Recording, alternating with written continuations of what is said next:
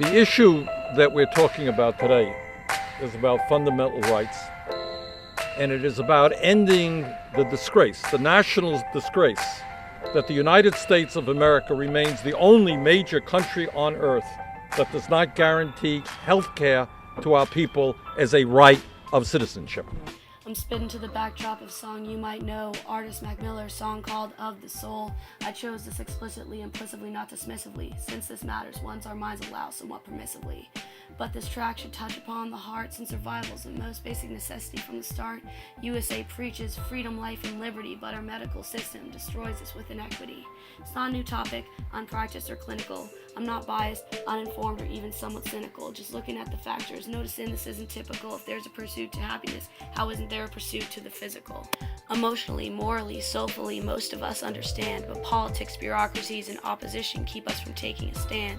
On Jimmy Kimmel Live, he reported a study asking people if they preferred the ACA or Obamacare. Pretty funny. Surprisingly enough, people supported the ACA more favorably, saying, oh, Obamacare isn't the answer, however tastefully. But America, come on, those words are simply synonyms. Don't let your partisan bias let you act on a simple whim. The facts and the efforts are to keep us safe and healthy. Isn't the American dream that we can achieve our goals no matter how wealthy? Imagine growing up as a minority with only one sick grandparent viewing you as a priority. No money, no insurance, and Grim needs an operation. The fact is she's choosing between death or living and financial desolation.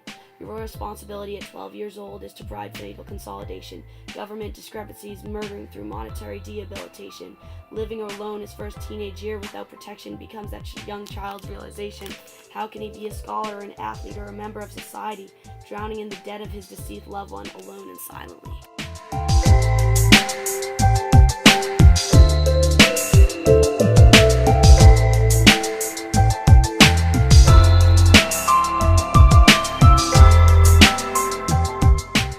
Yes, that was an example, but not close to fiction, because for many, it's their true conviction. Change is uncomfortable, and it leads to suspicion. Suspicion leads to leads to misconceptions, intolerant of improvements that we should be accepting.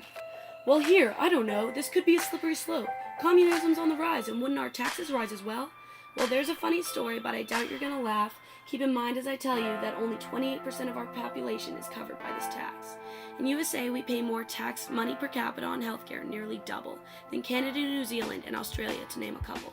And in exchange, ask what do we get? Not a guarantee of healthcare, even though with this cost, it's what you'd expect. While all the other leading nations get that right and pay less.